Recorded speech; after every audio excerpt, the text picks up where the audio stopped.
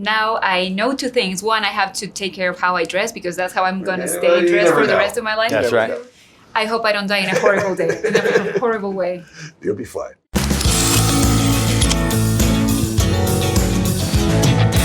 Pregunta seria, ¿ustedes creen en los fantasmas? Tim Burton sí y trae de vuelta desde el inframundo a Beetlejuice y es por eso que hoy estamos desde la Ciudad de México en la alfombra blanco y negro del fantasma más políticamente incorrecto del cine a la que asistieron los protagonistas de la cinta más increíble del verano.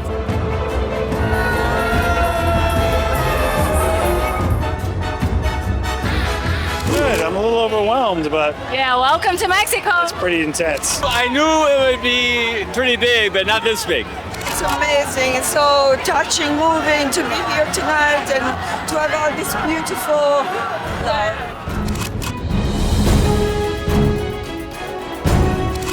Welcome, Tim. How are you? Nice quiet evening at the moment. I know. This is Mexico. Welcome. Do you remember the first time you saw all these names together in one page? Yes, I do. Actually, we just got off set. And we walked into just like our tent where they were holding us. It was the first time that it really hit me. I saw all our chairs with our names on them. Oh my I God. saw Monica Bellucci, I saw Catherine O'Hara, I saw Jenna Ortega, I saw Winona Ryder, and I saw Michael Keaton, and I saw Willem Dafoe, and I was like, What else? what heaven that is. Actually, when you told me I have a key role for you, and actually I said yes right away, and I'm so happy to be part of this amazing cast and to enter into Tim's fantastic, magical, poetic world. No, for me, it was very emotional, very special to work with all the same people, to work with people like Jenna and the new people. So it's a weird mixture of the old and the new, and it makes me feel really happy. Let's talk about these crazy sets. Every single part of the afterlife was absolutely incredible. The waiting room, the hair, makeup, aesthetics. Anytime we did a practical effect and worked with puppets, it all was incredible. When did you realize you had just the right story to go ahead and give us the second Beetlejuice? Well, it took 35 years. Well, the script was good, and Tim and I, we know how to work together very well. But the script was very good, so we improvise all the time. But this script was in very good shape, so there was maybe a little less improvising. Just having a great time every day. Who's Beetlejuice? Don't ever say that name. Beetlejuice. If you say his name 3 times, he will appear. Beetlejuice. The juice is loose. I'm gonna make you so happy. Y para acompañarme en esta aventura, por supuesto que voy a invocar a mi amiga y host de Warner Channel Brasil, Valentina. Ahora sí. Ahora sí, estamos listas desde el más allá para traerles los más emocionantes detalles en este Inside Warner Beetlejuice. I can't believe I'm doing this. Beetlejuice.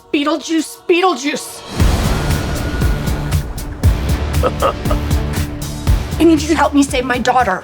But how do I know that you're going to keep your word? I swear on my dead mother's soul. La primera película salió en 1988. Michael Keaton fue el protagonista y se convirtió en todo un ícono con tan solo 17 minutos en pantalla. Con él aprendimos que la línea entre el mundo de los vivos y muertos es muy delgada y no siempre salen bien las cosas. Ahora en el nuevo filme nos reencontramos con la familia Deetz, Catherine O'Hara y Winona Ryder. Regresan a la mansión fantasma y Jenna Ortega se suma a esta fórmula de mujeres excéntricas. At what point, while making the first Beetlejuice, did you realize this was going to become an icon and a huge part of pop culture? Never. My first impression when I got the script was like, I can't believe a studio wants to make this. It was different from every other thing. So that surprised me.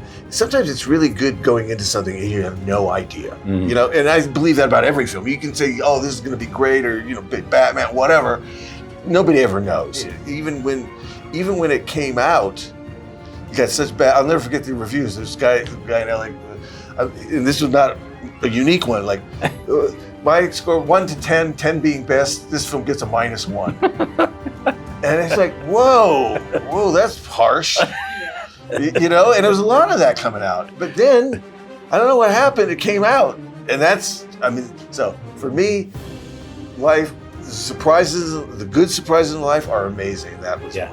I remember really enjoying making it, but when it ended, I remember thinking, wow, what a fun job this is. This is just such a fun job. And then I was done.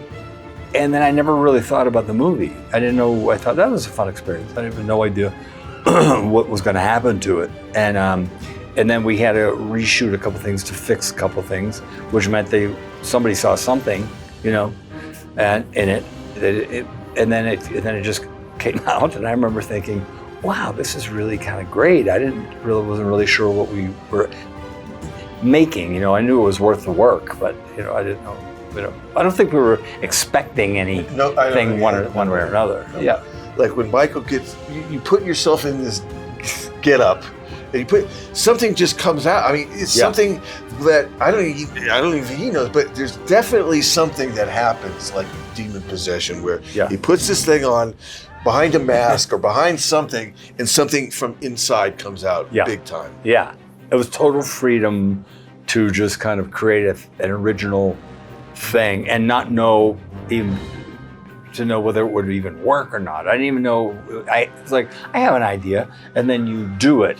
But the fun part of it is fitting into the world. So it's just a chance to say, I'm throwing out all the rules, you know, I'm just letting it fly, because why wouldn't I? You know, just there was no goal in mind. Also, it was an opportunity, frankly, to have fun and be funny and not worry about whether it worked or not. Beetlejuice, Beetlejuice, Beetlejuice.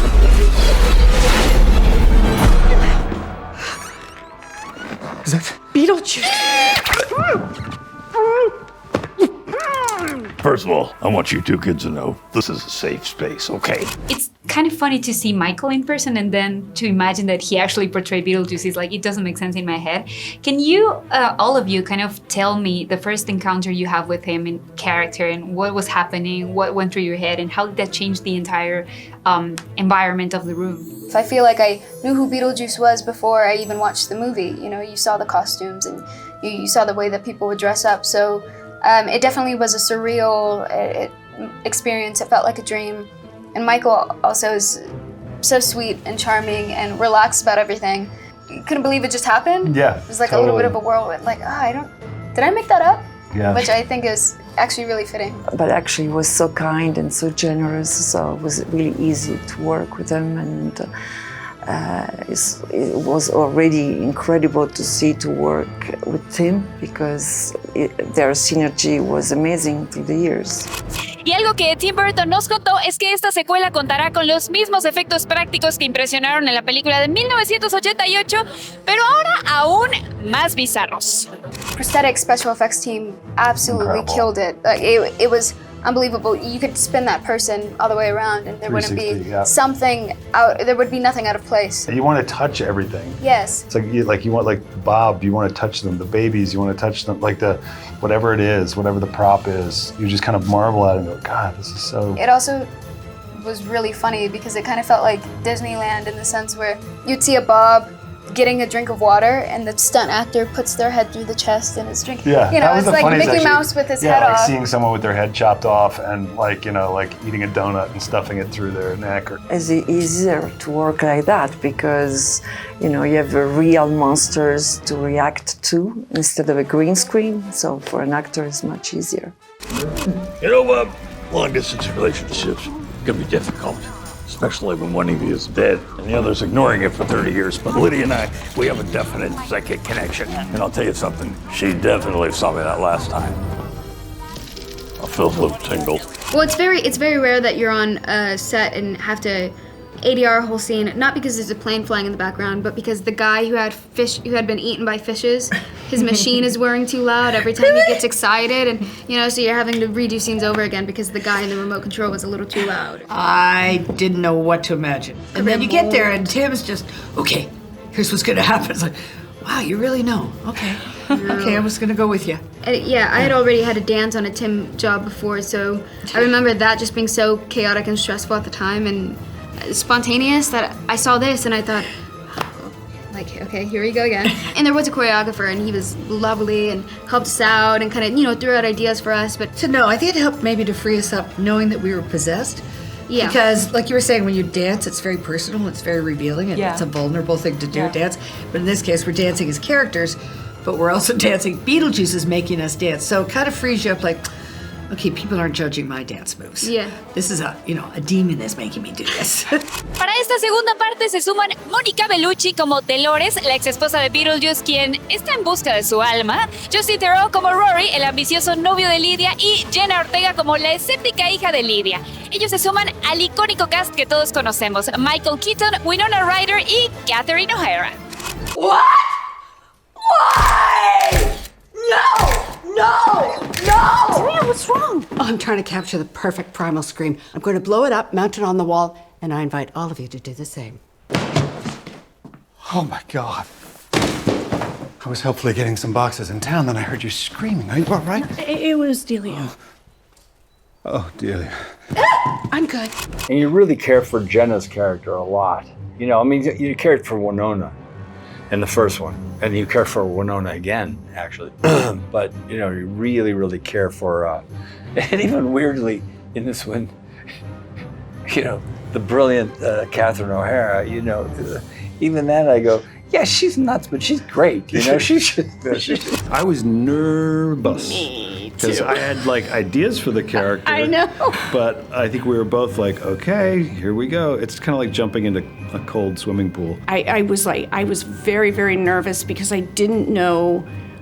I mean, I was figuring Lydia, but I didn't know how is she hosting a show. Like, it's so her and what I imagined her becoming. Because it's like just the last thing I could picture her doing. So I was, you know, she's also popping pills in the bathroom. And so I was trying to think of, oh, is she just trying to get through the day, you know, and I couldn't find it. And then when Tim said the thing about just be really, actually, you want to help these people, you know, with Taco and what happened in their house. A lot of, you know, my scenes in the attic with Jenna were much sort of softer and maternal, sincere. But I just loved so much what Justin brought into it, because how would Lydia she's vulnerable. She always has been. Recognize this puss. Never seen that chick before in my life. Or afterlife. Delores, my creature, monster but creature at the same time. She's scary, but she's also funny, and she has emotions, and I had so much fun to create Delores, and I was really helped because I had 3 hours of makeup every day, and to get in these beautiful sets and to wear these amazing costumes of Colleen Atwood. And also there is this amazing scene when she accidentally wakes up in the afterlife. Yes, and I had to learn an entire choreography, and it took 2-3 days to film it, and I felt a bit like a mime, like a broken doll, because this role is very much about body language. Algo que nos encantó de Beetlejuice es la forma en que la muerte se vuelve divertida e irreverente. Esta es una historia que muestra el talento de Tim Burton para crear historias que nos enseñan cómo momentos difíciles de la vida pueden ser tomados de una manera más liviana y entretenida. En el mundo de Tim Burton, el inframundo es un lugar caótico en donde todos terminaremos bailando una canción. What is it about what this movie kind of shows that you wish was like that when we die, and what is that you really wish it wasn't like that when we die? The afterlife. I'll be very happy if there was an afterlife, first of all. Yeah. Because, you know, there is a continuation of something instead of the end. So I like the idea of an afterlife.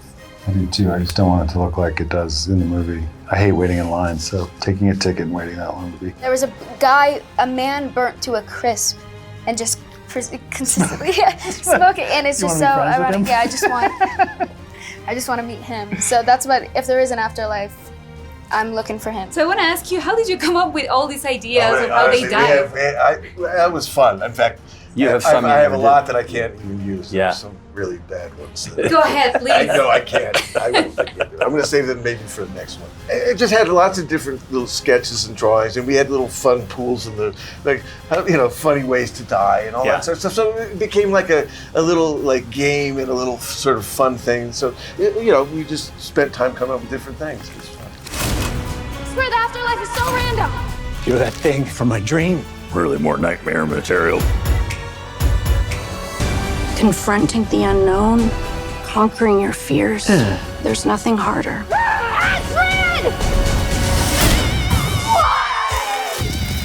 Beetlejuice! What the f?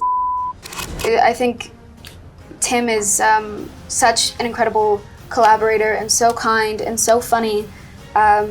He really looks out for everyone, so anytime that I get to work with him, it's such a pleasure. I have so much fun. He's great at making everyone feel welcome and at home. And another thing that I really love about Tim that I'll just slide in is because like any time that we have to do something in a scene, he'll do it for you first. So if he wants someone to dance down an aisle, he'll do the dance for you and skip and gallop, or someone's falling out of a locker. He's just very hands-on and makes you feel like you can do it, which I think is a really special quality to have. It feels like Very you're getting messy. together with your friends, like, okay, now I'll go over here and then you do this and then, we could do, like it feels like independent. He's very much in there with the cast, like Jenna said, just running around and giggling, and he's got so much energy. Like I marvel at it. The work of Tim touches all generations because this film, we talk about this film, but it's not just entertaining, it's also full of deep meanings because it's about life, death, love. So he knows how to create situations that are really, they can be shocking, scary, unpredictable, but also deep and emotional and funny. And all the characters have some kind of duality some way. The living, the dead, can they coexist? Or is Beetlejuice? Where's Beetlejuice?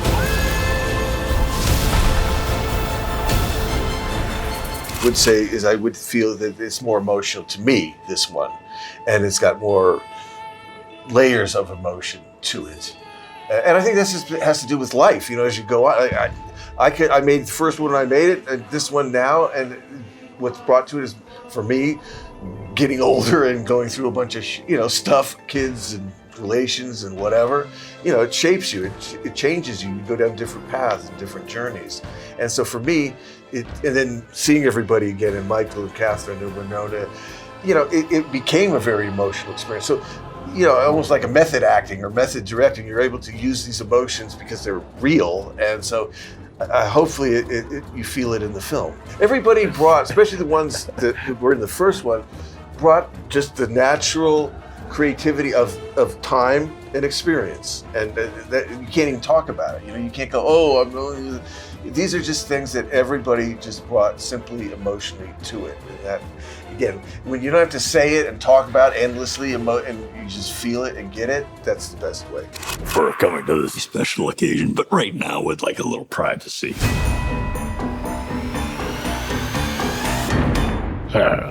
Definitivamente no se pueden perder una de las mejores películas del año de la mente creativa de Tim Burton, quien nos invita a tener el coraje de decirlo.